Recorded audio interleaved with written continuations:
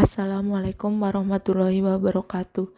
Perkenalkan, saya Ardalina Romantika, peserta Latsar BDK Makassar gelombang 2, angkatan 4, kelompok 1, instansi Mahkamah Agung. Pada kesempatan kali ini, saya akan menyampaikan resum dari modul akuntabel dan kompeten sebagai salah satu nilai dari core value berakhlak. Terdapat 4 topik utama yang akan saya bahas pada kesempatan kali ini. Yang pertama adalah makna akuntabilitas bagi ASN. Selanjutnya, kode etik atau panduan perilaku akuntabel. Yang ketiga adalah makna kompetensi bagi ASN. Dan selanjutnya adalah kode etik atau panduan perilaku kompeten. Yang pertama, saya akan menyampaikan makna akuntabilitas bagi ASN. Akuntabilitas bagi ASN bermakna sebagai kewajiban untuk mempertanggungjawabkan segala tindak dan tanduknya sebagai pelayan publik kepada atasan, lembaga pembina, dan lebih luasnya kepada publik atau masyarakat. Mekanisme akuntabilitas meliputi yang pertama akuntabilitas kejujuran hukum, yang kedua akuntabilitas proses, yang ketiga akuntabilitas program, dan yang keempat akuntabilitas kebijakan. Terdapat 5 tingkatan akuntabilitas. Yang pertama adalah akuntabilitas personal yang mengacu pada nilai-nilai pada diri seseorang, misalnya kejujuran, integritas, dan etika. Yang kedua ada akuntabilitas individu. Akuntabilitas ini mengacu pada hubungan antara individu dengan lingkungan kerjanya. Biasanya terkait dengan tanggung jawab dan pekerjaannya sesuai dengan jabatan masing-masing. Yang ketiga, ada akuntabilitas kelompok yang biasanya dilakukan oleh tiap-tiap kelompok dalam suatu instansi atas dasar kerjasama untuk mencapai tujuan dari instansi tersebut. Yang keempat, ada akuntabilitas organisasi yang mengacu pada hasil pelaporan kinerja individu terhadap instansi atau organisasi kepada stakeholder. Yang terakhir ada akuntabilitas stakeholder yang merupakan tanggung jawab organisasi pemerintah untuk mewujudkan pelayanan dan kinerja yang adil, responsif, serta bermartabat. Terdapat 3 alasan mengapa akuntabilitas itu penting. Yang pertama, akuntabilitas dapat menyediakan kontrol untuk praktik demokrasi di negeri ini, atau disebut sebagai peran demokrasi. Yang kedua, akuntabilitas dapat mencegah korupsi dan penyalahgunaan kekuasaan. Dalam hal ini disebut sebagai peran konstitusional. Yang ketiga, akuntabilitas dapat meningkatkan efisiensi dan efektivitas atau sebagai peran belajar. Setelah memahami mengenai makna akuntabilitas, seorang ASN juga wajib turut serta untuk menciptakan lingkungan yang akuntabel. Terdapat beberapa faktor yang dapat menciptakan lingkungan kerja agar menjadi akuntabel. Yang pertama adalah kepemimpinan. Lingkungan yang akuntabel akan tercipta dari atas ke bawah, di mana dalam hal ini pimpinan berperan penting untuk memberikan contoh mengenai komitmen yang tinggi dalam menjalankan pekerjaan masing-masing. Sehingga dengan adanya komitmen ini akan terjadi efek positif dan terhindarkan dari aspek-aspek yang dapat menggagalkan kinerja dari tiap-tiap bagian. Yang kedua adalah faktor transparansi. Transparansi bertujuan untuk mendorong agar terjadi komunikasi yang lebih besar dan kerjasama yang lebih menguntungkan antara kelompok internal dan eksternal. Selanjutnya, transparansi dapat memberikan perlindungan terhadap pengaruh yang tidak seharusnya dan juga korupsi dalam pengambilan keputusan. Transparansi juga dapat meningkatkan akuntabilitas dari tiap keputusan yang diambil. Selain itu, transparansi juga meningkatkan kepercayaan dan keyakinan kepada pimpinan secara menyeluruh. Yang ketiga, lingkungan akuntabel tidak terlepas dari adanya integritas. Dengan adanya integritas, kita dapat memberikan kepercayaan dan keyakinan kepada publik atau stakeholders. Integritas ini dapat ditunjukkan dengan cara menjunjung tinggi, mematuhi hukum yang berlaku, dan juga mematuhi tiap kontrak yang sudah dibuat serta peraturan perundang-undangan yang ada. Yang keempat ada tanggung jawab atau responsibilitas. Responsibilitas merupakan hal yang sangat penting untuk menciptakan lingkungan yang akuntabel.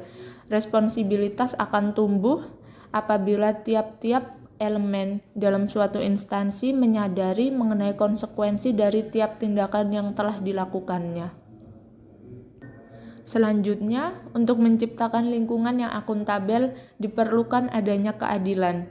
Keadilan merupakan landasan utama dari akuntabilitas. Keadilan ini akan menimbulkan kepercayaan dan juga kredibilitas instansi.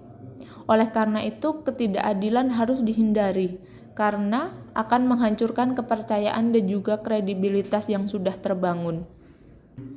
Di samping itu, lingkungan yang akuntabel juga memerlukan adanya kepercayaan, karena dengan kepercayaan maka akan melahirkan akuntabilitas. Dengan kata lain, tidak ada akuntabilitas yang lahir dari instansi atau institusi yang tidak dapat dipercaya. Selanjutnya, lingkungan yang akuntabel juga tercipta dari keseimbangan antara akuntabilitas dan kewenangan, serta harapan dan kapasitas. Adanya peningkatan kerja memerlukan adanya perubahan kewenangan sesuai dengan kebutuhannya. Setiap individu yang ada di lingkungan kerja harus dapat menggunakan kewenangannya untuk meningkatkan kinerja. Berikutnya, untuk menciptakan lingkungan akuntabel diperlukan adanya kejelasan bagi tiap individu atau kelompok dalam melaksanakan wewenang dan tanggung jawabnya.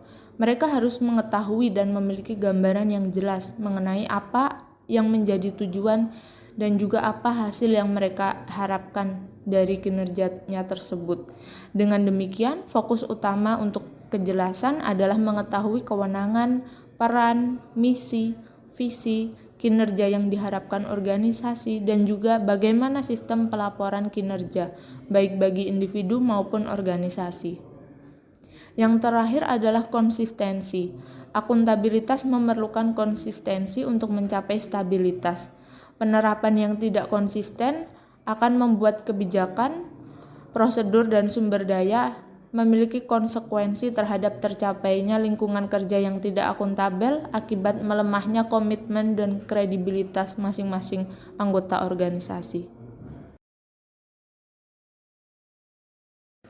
Terdapat 3 kode etik dan panduan perilaku akuntabel.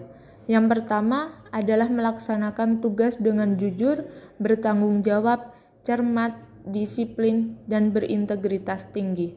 Hal ini berkaitan dengan faktor-faktor yang dapat mempengaruhi terciptanya lingkungan yang akuntabel. Dengan tiap-tiap pegawai atau pimpinan yang dapat menjalankan tugas dengan jujur, bertanggung jawab, cermat, disiplin, dan berintegritas, maka faktor-faktor yang dapat mendukung terciptanya lingkungan yang akuntabel akan dapat dengan mudah terlaksanakan. Contoh penerapan dari kode etik ini misalnya dengan tidak menerima suap, gratifikasi, maupun pembayaran-pembayaran lain yang berkaitan dengan perkara yang sedang berjalan di pengadilan. Selanjutnya, bisa juga dengan tertib dan juga disiplin selalu mengikuti agenda kantor sesuai dengan jadwal yang ditetapkan. Di samping itu, tiap-tiap pegawai juga harus bersikap jujur dalam menjalankan tugas dan kewajibannya sesuai dengan kode etik masing-masing. Yang kedua adalah menggunakan kekayaan dan barang milik negara secara bertanggung jawab, efektif, dan efisien. Misalnya, dengan menggunakan sarana dan prasarana yang ada di kantor secara baik dan juga memeliharanya dari kerusakan. Di samping itu, pelaksanaan kode etik ini juga dapat dilakukan dengan pencatatan inventaris kantor secara bertanggung jawab dan juga pendataan yang dilakukan dengan baik. Kode etik yang ketiga adalah tidak menyalahgunakan kewenangan jabatan. Dalam hal ini, contohnya, misalnya seorang pimpinan sebaiknya bekerja dengan baik dan benar sesuai dengan kode etik jabatannya, serta tidak menjadikan jabatannya itu sebagai alat untuk melakukan kejahatan seperti penyuapan atau pengancaman kepada pegawai lain. khususnya yang memiliki jabatan lebih rendah dari dia. Selanjutnya kita masuk ke pembahasan mengenai nilai kompetensi dalam core value berakhlak. Dalam Permen-Pan RB nomor 38 tahun 2017, kompetensi dalam konteks ASN diartikan sebagai pengetahuan, keterampilan, dan sikap atau perilaku yang diperlukan untuk melaksanakan pekerjaan dan tugas jabatan. Kompetensi diperlukan ASN untuk menjadi pegawai yang profesional dan kompetitif. Terdapat 3 ruang lingkup kompetensi. Yang pertama adalah kompetensi teknis. Kompetensi ini berkaitan dengan pengetahuan, keterampilan, dan sikap yang dapat diamati, diukur, serta dikembangkan secara spesifik berkaitan dengan bidang teknis jabatan.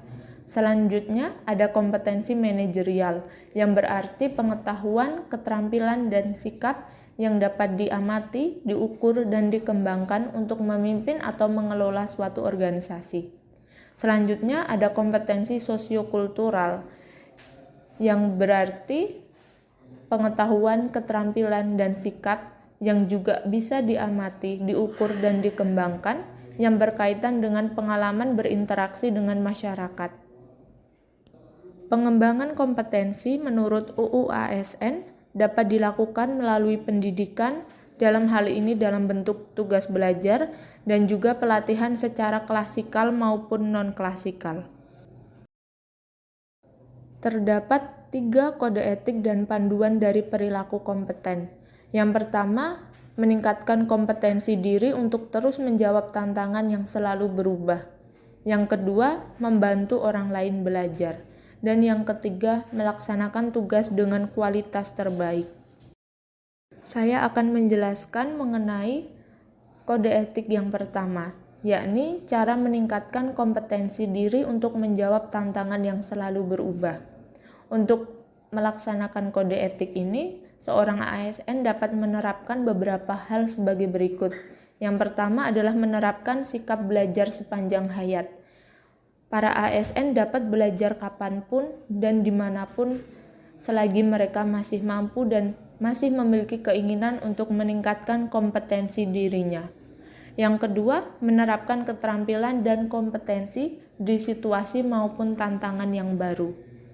Ketika seorang ASN telah memiliki keterampilan dan suatu kompetensi, maka mereka harus berani untuk menerapkan keterampilannya tersebut di situasi maupun tantangan, meskipun situasi tersebut adalah situasi yang baru baginya.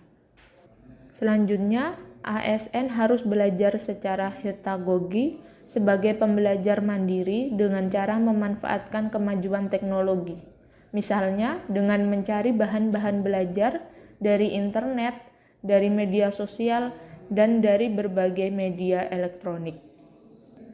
ASN juga dapat menggali pengetahuan dari jejaring atau pakar. Misalnya, dengan mengikuti perkumpulan diskusi dari rekan-rekan yang seprofesi atau rekan-rekan yang memiliki minat serta pengetahuan yang sama di bidang tertentu. Kode etik kedua, yakni membantu orang lain belajar, dapat diterapkan dengan melakukan beberapa hal sebagai berikut.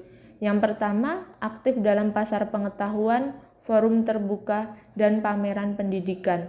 Misalnya dengan menghadiri bazar buku dan juga forum-forum untuk diskusi. Sehingga dengan menghadiri acara tersebut, ASN dapat mendapatkan pengetahuan baru dan juga materi-materi belajar yang baru untuk meningkatkan kompetensinya. Selanjutnya, ASN juga dapat berbagi pengetahuan melalui suatu repositori. Hal ini dapat dilakukan oleh ASN yang telah memiliki pengetahuan atau kompetensi di bidang tertentu. Kemudian, ia ingin membagikan pengetahuan tersebut kepada orang lain.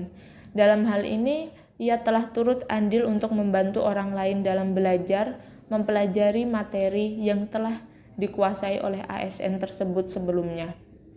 Yang ketiga, ASN juga dapat melakukan transfer knowledge dengan jejaring ahli yang satu keahlian dengannya.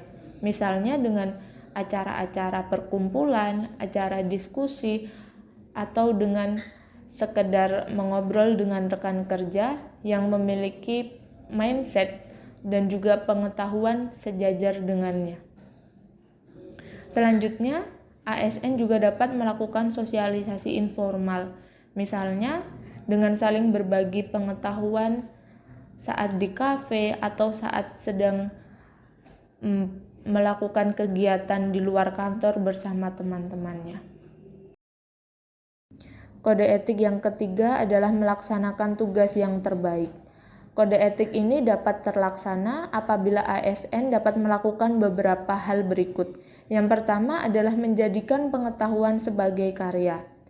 Apabila seorang ASN memiliki pengetahuan di bidang tertentu, maka ia dapat menjadikan pengetahuannya itu sebagai karya, baik dalam bentuk karya seni rupa maupun dalam bentuk sastra, untuk kemudian dibagikan kepada masyarakat maupun kepada rekan-rekan seprofesinya.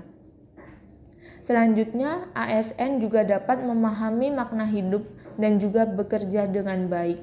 ASN hendaknya mengetahui apa tujuan dari tiap tindakannya dan apakah tindakannya itu sudah sesuai dengan makna hidup dan apa yang ia inginkan dalam hidup.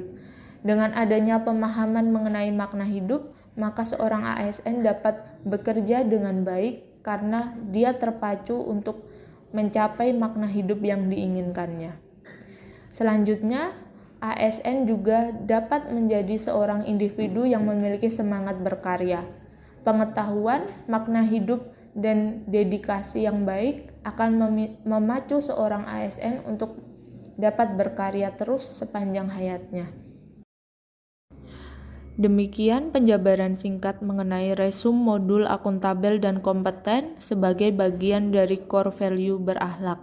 Semoga penjabaran ini dapat memberikan manfaat bagi ASN untuk menerapkan akuntabilitas dan juga meningkatkan kompetensi di lingkungan kerjanya masing-masing. Terima kasih. Assalamualaikum warahmatullahi wabarakatuh.